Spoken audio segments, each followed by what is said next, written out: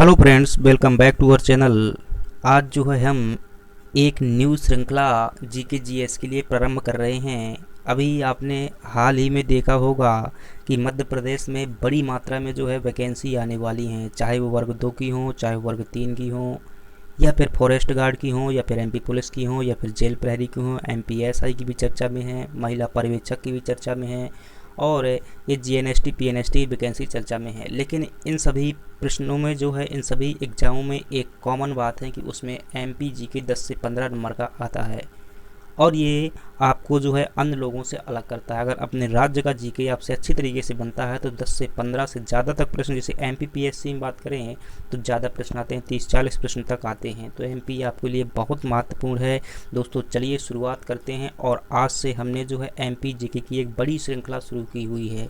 इस श्रृंखला में हम क्या करेंगे, 10 विकल्प करेंगे, लेकिन यकीन मानिए ये 10 विकल्प क्या होंगे, कहीं ना कहीं आपका एक पूरा टॉपिक कवर कर देंगे, और इससे बाहर प्रश्न आने की बहुत कम संभावना रहेगी कि इससे बाहर नहीं जाएगा। एक बार सिर्फ आप क्लास देखिए, इसके बाद यकीन मानिए आप अनुभव करेंगे कि हाँ, कुछ हमने तो अध्ययन किया हुआ है। दोस्तों, आप किसी भी एग्ज़ाम की तैयारी करते हैं, बस वो एग्ज़ाम मध्य प्रदेश का होना चाहिए। यह क्लास आपके लिए बहुत ही महत्वपूर्ण होने वाली है। आज का जो है हम पहला टॉपिक की शुरुआत कर रहे हैं, वो क्या है, मध्य प्रदेश का सामान्य परिचय, स्थिति और विस्तार। याद रखिएगा, मैंने 10 से 15 एग्ज़ाम अभी तक टोटल जो है अपने जीवन में 10 से 12 एग्ज़ाम दे चुका हूँ। इसमें से 5 बार एमपीपीएससी का दे चुका हूँ, मेंस सिलेक्टेड हूँ, इंटरव्यू भी लिख चुका हूँ, मतलब मेंस लिख चुका हूँ, इंटरव्यू के लिए सिलेक्टेड हूँ। ये सभी मतलब बताने का आशय ये है कि मध्य प्रदेश के प्रश्न कहाँ से आते हैं, इन चीज़ों का मुझे काफ़ी अच्छा अनुभव है। इसलिए मैं ये जो है विकल्प क्वेश्चन लिए हुए हैं, ये कहीं ना कहीं वे प्रश्न हैं जो कई बार एग्जामों में पूछे जा चुके हैं। चलिए दोस्तों, क्लास को शुरुआत करते हैं। इससे पहले एक रिक्वेस्ट है कि हमें थोड़ा सा सपोर्ट कीजिएगा। अभी चैनल थोड़ा सा छोटा है, यकीन मानिए ये अनुभव आपको बहुत ही सस्ता मिलने वाला है। बस थोड़ा सपोर्ट कीजिए, शेयर कीजिए, लाइक कीजिए, सब्सक्राइब कीजिएगा। चलिए शुरुआत करते हैं। आज का टॉपिक क्या है कि मध्य प्रदेश का सामान्य परिचय संबंधित हम बात करेंगे और देखेंगे क्या है। तो आपके सामने जो है पहला प्रश्न आ चुका है, और पहला प्रश्न क्या है, पहला प्रश्न है कि मध्य प्रदेश का क्षेत्रफल की दृष्टि से भारत में कौन सा स्थान है। झकाझक लगा दीजिएगा कि इसका कौन सा स्थान है। मध्य प्रदेश का क्षेत्रफल की दृष्टि से भारत में जो है दूसरा स्थान है। दोस्तों, जब मध्य प्रदेश का विभाजन नहीं हुआ था, अर्थात 2000 में मध्य प्रदेश का विभाजन हुआ था, उसके पहले मध्य प्रदेश भारत का सबसे बड़ा राज्य हुआ करता था। अतिरिक्त फैक्ट देखिएगा, मध्य प्रदेश का क्षेत्रफल देख पा रहे हैं तो मध्य प्रदेश का क्षेत्रफल जो है 3,08,252 वर्ग किलोमीटर है।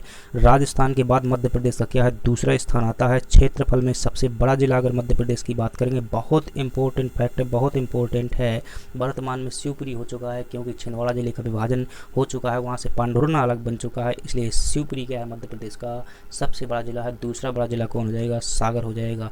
सबसे छोटा जिला क्षेत्रफल में बात की जाए तो वर्तमान के आंकड़ों के अनुसार सबसे छोटा जिला कौन है, निवाड़ी है। अगला प्रश्न देखते हैं, मध्य प्रदेश का राजकीय पुष्प क्या है। दोस्तों, इस प्रश्न के माध्यम से मैं क्या करा दूंगा, जितने भी मध्य प्रदेश के राजकीय चिन्ह हैं, चाहे वो जो कुछ भी हो, सब कुछ इसमें पूरा करने का प्रयास करेंगे। मध्य प्रदेश के राजकीय पुष्प की बात करें तो झकाझक लगाइएगा कि इसमें क्या है, सफ़ेद लिली इसका क्या है, मध्य प्रदेश का राजकीय पुष्प है। अगर भाषा की बात करेंगे तो मध्य प्रदेश की राजकीय भाषा क्या है, मध्य प्रदेश की जो राजकीय भाषा है वो आपकी क्या है, हिंदी है। अन्य भाषा देखें तो उर्दू भी बोली जाती है, क्षेत्रीय भाषा है। राजकीय फल की बात करेंगे तो आम है। राजकीय पुष्प की बात करेंगे सफ़ेद लिली है। राजकीय पशु की बात करेंगे बारहसिंगा, बहुत इंपॉर्टेंट है, ये प्रश्न कई बार आ चुका है कि राजकीय पशु क्या है, बारहसिंगा। और ये कहाँ पाया जाता है, कान्हा राष्ट्रीय उद्यान में पाया जाता है। मध्य प्रदेश का जो कान्हा राष्ट्रीय उद्यान है वहाँ पर पाया जाता है। अगली बात करें, राजकीय पक्षी क्या है, तो दूधराज है, बुद्धराज नहीं है, ध्यान रखिएगा, दूधराज है। क्या है, दूध है, राज है। और इसका वैज्ञानिक नाम भी कई बार पूछ लिया जाता है, पैराडाइज फ्लाई कैचर, और इसी को शाही बुलबुल कहते हैं। अगली बात देखेंगे, राजकीय वृक्ष क्या है, वो बरगद है। राजकीय मछली क्या है, महासीर है। राजकीय खेल क्या है, मलखम्ब है। और राजकीय नदी क्या है, नर्मदा है। राजकीय गान क्या है, सुक्का दाता सुक्का, सबका साथी शुभ का ये संदेश है। और इसकी रचनाकार कौन है, ध्यान रखिएगा, यहाँ पर लिखा नहीं हुआ, लिख लीजिएगा, महेश श्रीवास्तव जो है इसके क्या है, रचनाकार है महेश श्रीवास्तव। दोस्तों, इन क्लासों का अगर आप पीडीएफ प्राप्त करना चाहते हैं तो आपको डिस्क्रिप्शन बॉक्स में ग्रुप का लिंक दे दिया जाएगा। वहाँ पर क्या कीजिएगा, ग्रुप से लिंक को ज्वाइन कीजिएगा और आपको व्हाट्सएप मिल जाएगा। वहाँ से आपको क्या करना है, पीडीएफ मिलता रहेगा आपको हर बार। अगर इनका पीडीएफ चाहिए, चाहे मैं किसी भी क्लास का हो, वहाँ पीडीएफ आपको मिल जाएगा। मेरी क्लास को होना चाहिए। अगली प्रश्न की बात करते हैं दोस्तों। दो प्रश्नों में हमने क्या देखा, एक में राज्य की प्रतीक देख लिया और एक में मध्य प्रदेश का क्षेत्रफल संबंधी आंकड़ा देख लिया। अगला प्रश्न देखते हैं और अगला प्रश्न है हमारे सामने कि निम्नलिखित में से मध्य प्रदेश की सबसे ऊंची चोटी कौन है। तो इसमें हम मध्य प्रदेश में देख लेंगे कि सबसे बड़ा और लंबा क्या है, जो समानता पूछा जाता है। मध्य प्रदेश की सबसे ऊंची चोटी की बात करेंगे तो आपकी कौन सी है, धूपगढ़ हो जाएगी। सतपुड़ा पर्वत श्रृंखला पर स्थित है और इसकी ऊंचाई की बात करेंगे 1350 मीटर जो है, 1350 मीटर धूपगढ़ की जो है ऊंचाई है। अगर इनमें अतिरिक्त फैक्टों की बात करेंगे, मध्य प्रदेश में सबसे बड़ा सबसे लंबा, उठाइए पेन और लिख लीजिएगा, सबसे बड़ी अगर किसकी बात की जाए, मध्य प्रदेश में बात की जाए कि सबसे बड़ी नदी कौन सी है, तो आप क्या बताएंगे कि नर्मदा नदी जो है सबसे मध्य प्रदेश की बड़ी नदी है।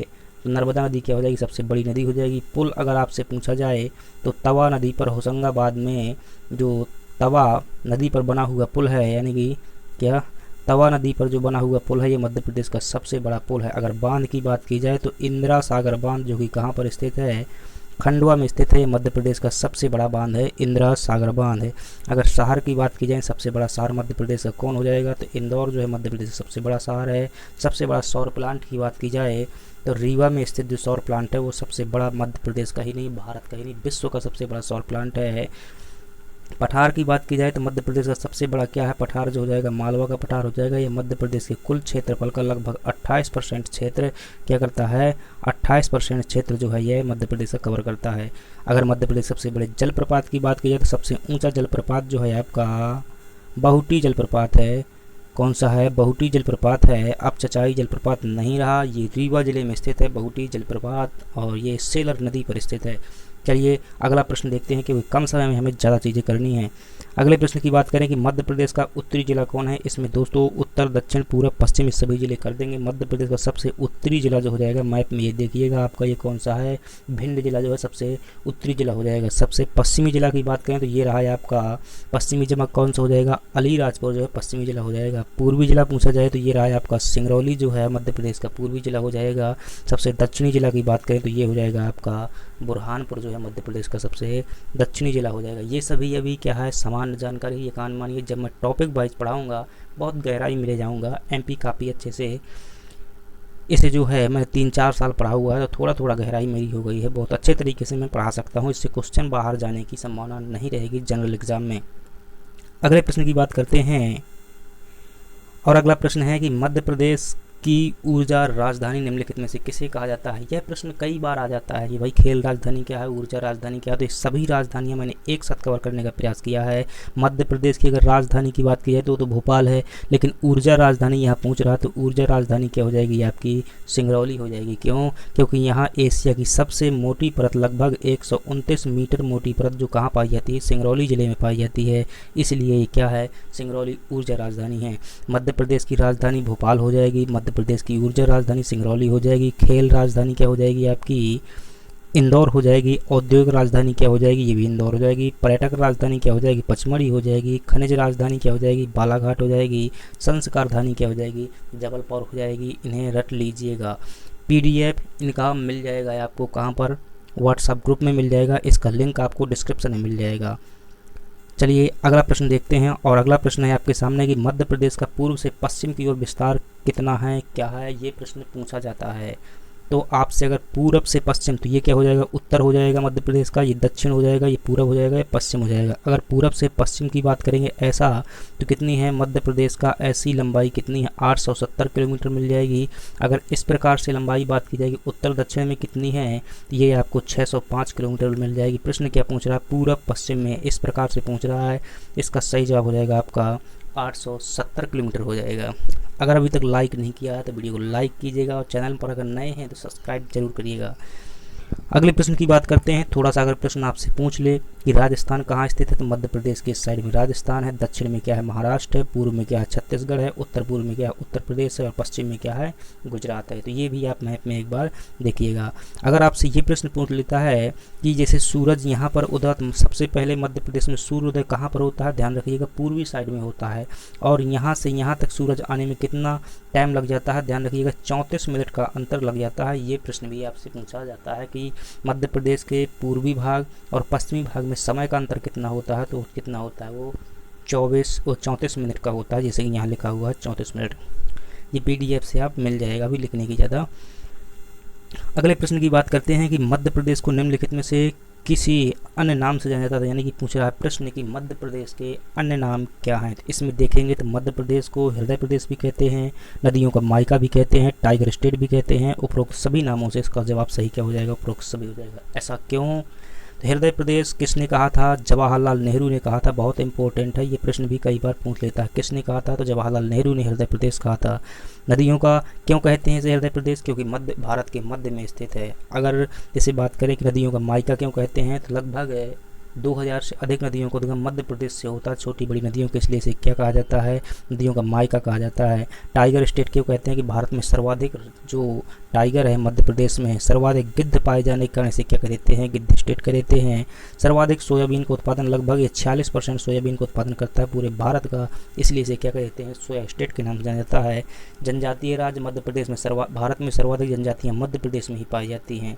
वन राज्य सर्वाधिक है, वन भी मध्य प्रदेश में ही है। डायमंड स्टेट एकमात्र राज्य भारत का जहाँ पर हीरा पाया जाता है। तो इन सभी नामों से भी जाना जाता है, ये याद कर लीजिएगा।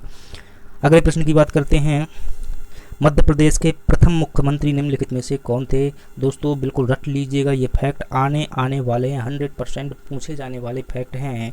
क्या पूछता है कि प्रथम मुख्यमंत्री कौन थे? तो प्रथम मुख्यमंत्री की बात की जाए तो वो कौन हो जाएंगे? रविशंकर शुक्ल हो जाएंगे। लेकिन कहानी यहाँ नहीं रुकती जाएगा, बड़े ध्यान से इनको सुनिएगा और ये PDF आपको बाद में डाउनलोड कर लेना है और इसे अच्छे से लिख लेना है। ये फैक्ट आपसे पूछे जाते हैं। क्या पूछा जाएगा? मध्य प्रदेश में प्रथम मुख्यमंत्री पूछा जाए तो रविशंकर शुक्ल हो जाएंगे। राज्यपाल पूछा जाए तो पट्टभी सीतारमैया हो जाएंगे। मुख्य न्यायाधीश पूछा जाए तो मोहम्मद हिदायतुल्लाह हो जाएंगे। पहले की बात हो जा रही है, सभी प्रथम है। प्रथम विधानसभा अध्यक्ष बात करें तो कुंजीलाल दुबे हो जाएंगे। मुख्य सचिव की बात करें तो HS कामत हो जाएंगे। मुख्य निर्वाचन आयुक्त की बात करें, जो मध्य प्रदेश राज्य का चुनाव आयोग है, उसके चुनाव आयुक्त की बात करें तो वो कौन है? NB लोहानी हो जाएंगे।